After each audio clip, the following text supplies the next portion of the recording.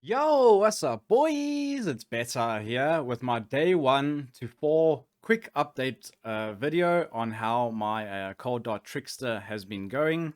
So I'm just going to quickly go over from day 1 until day 3 here in PoE Ninja. Then we'll jump on in-game into my current setup, and then I'll cover my Atlas tree along with a mapping example and so forth. For day 1, all I pretty much had was just 2+1 to all cold spell skill gems on my wands, along with a little bit of damage over time multi on my Ami. And then for the helmets, obviously I picked up a Ram Gaze for the cold damage over time multi, and because it's a free 5 link with the conk effect, which is really, really cool. And then on the gear, and well, for the rest of the gear, it's pretty much just life and resistance everywhere, along with evasion rating and energy shield, just to scale our ascendancy a little bit. And then the belt, I was using a Parandus blazon for the increased flask effect duration and the all attributes. And then for the skill tree, instead of me coming on up here to grab Breath of Ram and Heart of Ice as well, I decided, you know what, I want some more area of effect to increase the like stability of the clear speed and everything, especially because I was putting Delirium onto my maps and that. I did want a little bit more AoE, and it also gave quite a fair amount of damage with these nodes here and resistance. And then of course I went and got reservation efficiency. Right, and then for day 2, all I pretty much did was replace my wand to have the +1 alongside cold damage, and crafted cold damage over time multi. I think I picked this up for like 2 chaos because a guy tried to scam me still, and then I ended up like scamming him, and that was actually pretty funny. But yeah, and then I switched out the other +1 wand for a +1 shield alongside avoid ailments, resistance, and life. And then on the Ami, I just put on aggressive bastion. This is so that when I'm killing enemies during mapping and that, I was able to generate frenzy charges, or not frenzy, endurance charges for the extra physical mitigation. And then on my chest, I just picked up this one over here with chance to suppress, as I started to pick up spell suppression, as it is very, very good from yellow maps and onwards. And then on my boots, I got ones with more movement speed, just to be more speedy.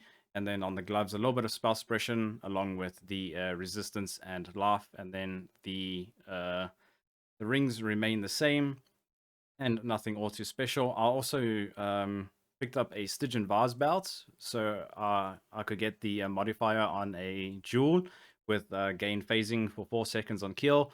This is so that I didn't get stuck in between enemies, which was very annoying, and I didn't want to use a phasing flask, as I was very happy with my flasks. Moving over then into day 3, obviously I pick up Spellbreaker for our Uber Lab for the spell suppression. Just filled out a few nodes on the tree here and there wherever I could, and started to experiment with the damage. As you can see, overall the damage sits at about 1.2 million, and this is for Pinnacle boss DPS, which is not too bad at all.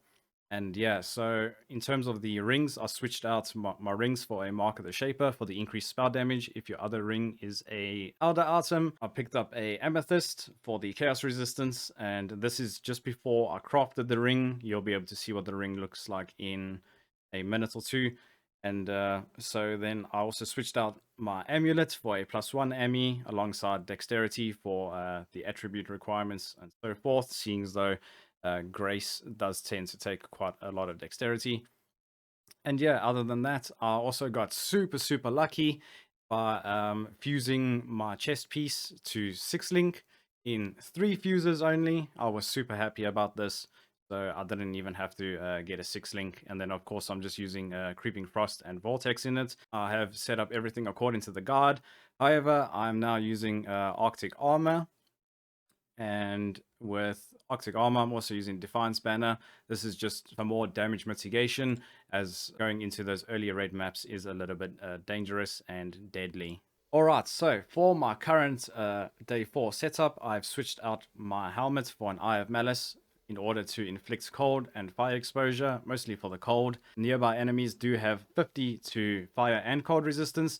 However, as I am using Frost Bomb alongside Frostbite and Elemental Weakness, we are able to downscale this downside and what's really cool about the helmet is that it multiplies the negative resistance that you inflict. So we are gaining damage instead of actually losing damage, if that even makes sense. I was also confused about how it worked, but that's pretty much how I understand how it works. And then for our shield, it's still the same shield, and then I still have got the same boots, just put on some avoid ailments alongside with the shield, just to bring up some avoidance and that, just to make the Delirium mapping less strenuous. And then on my gloves, I've also got chance to suppress spell damage alongside +1 to AoE gems here.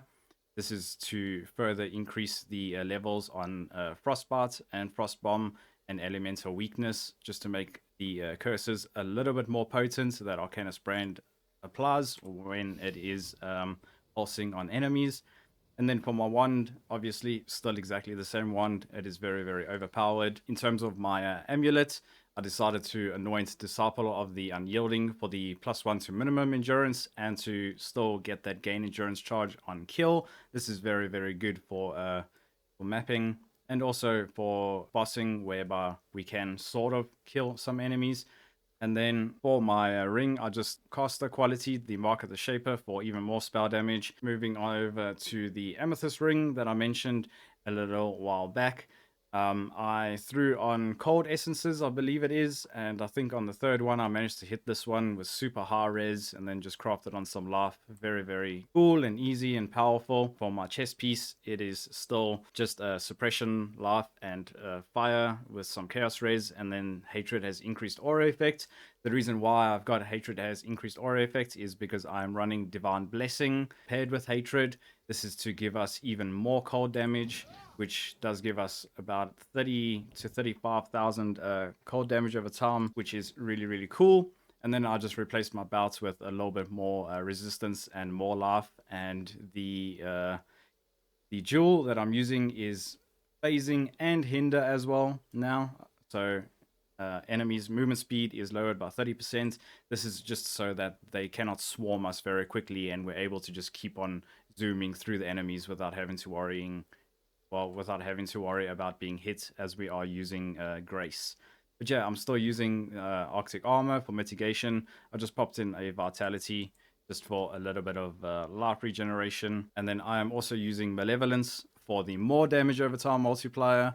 This is very, very helpful in boosting our damage, seeing as though I'm trying to balance out between damage and defense.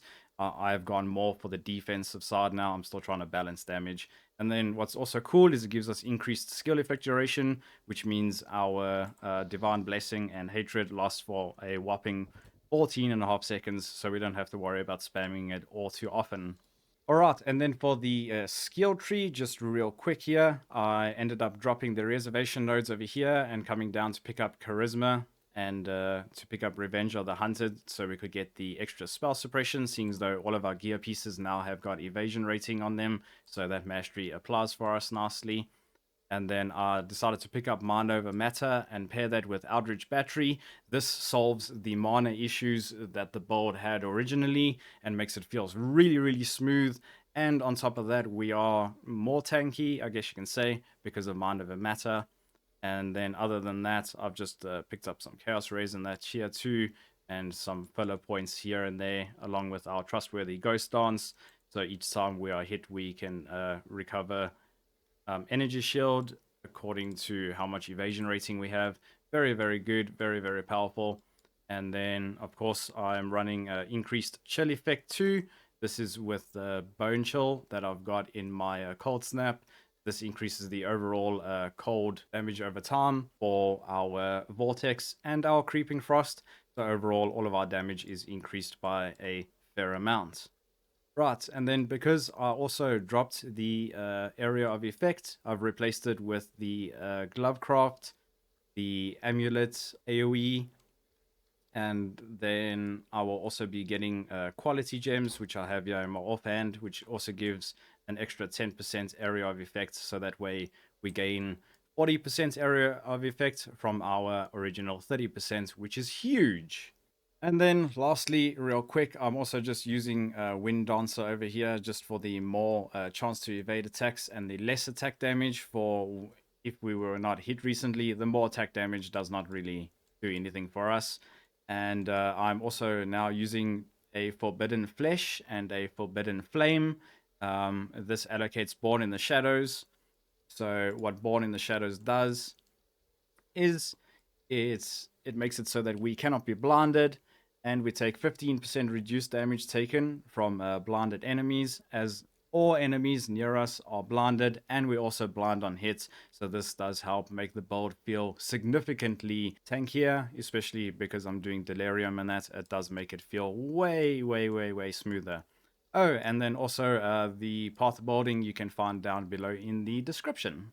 Okay, so for my original Atlas strat, whereby I was going to stack up all of the Delirium nodes alongside Beyond and that, I've decided to not test out with Beyond just yet. I will do that a little later on once I've got my entire Atlas complete, as I'm only at 92, so I'm almost there, and then I can make the switch. But yeah, I'm just rolling with all of the Delhi nodes alongside Unending Nightmare. So when I do get a Delirium that pops up in maps, which is probably like 1 in 3 maps I get daily, then I can full clear everything inside of it to build up as many rewards as possible. And I have been getting a lot of cluster jewels, and I've just been quickly crafting them and that. And I must say that sometimes I have been getting really lucky with just slamming a Chaos Orb or Harvest crafting, because I have not blocked Harvest, so I can get the juice. And then obviously I'm using Abyss for when it does proc in my maps, just to build up some more density for once again to gain added rewards alongside the Delirium. But yeah, so now I'm pretty much just going to pick up the Exarch nodes and just farm out like this. Maybe I'll start using some Scarabs and trying to get some more juice out of my maps. And then obviously then I can drop the shaping nodes. And after dropping the shaping nodes, I will start to pick up Beyond, and then I will report back on how well that starts to perform. But yeah, overall, this is absolutely amazing. I've been making a lot of currency, having a lot of fun, and that. Alright, quickly jumping over onto a mapping example over here. I'm in a T14 city square. Pretty simple, just pop the Delirium, and then I just make sure that I'm throwing down my Creeping Frost and Cold Snapping every like 2 seconds or so, and then using Vol Cold Snap pretty much whenever it's off cooldown. And then while doing so, I'm ensuring that my Hatred Aura is up the entire time too. This is just to maximize damage as much as possible, so it's a lot quicker just to get through the maps, and then I don't have to like stumble around enemies or anything. But yeah, I'm very impressed with how the build is performing. I'm pretty sure that I can get a lot more damage out of it, but I'm really comfortable with how the defense has worked out, especially now after grabbing the forbidden jewels and blinding enemies. It has made it feel much more comfortable. As you can see, only now and then I'm getting hit really hard, but it's not that bad.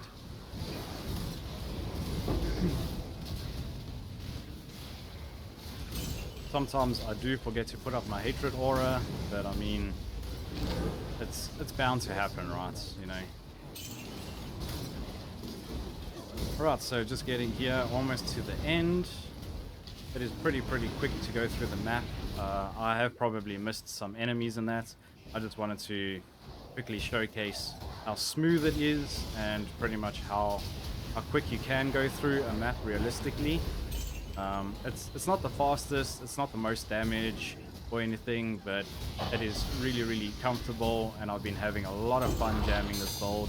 And I look forward to switching to Whispering Ice sometime, probably within the next like 4 days, maybe, roughly around there, because I have gathered quite a fair amount of currency. And yeah, that is it for this update video pretty much. I also just want to quickly note that I have not been doing the league mechanic at all. On day one, I think I did it for like 15 minutes maybe, and then I decided, you know what, I'm not actually really enjoying it. I'd rather just map and progress the build and keep on basically speeding through maps to make as much currency as possible. I will probably experiment with the league mechanic from tomorrow, seeing as though I've got like 300 silver coins or something crazy.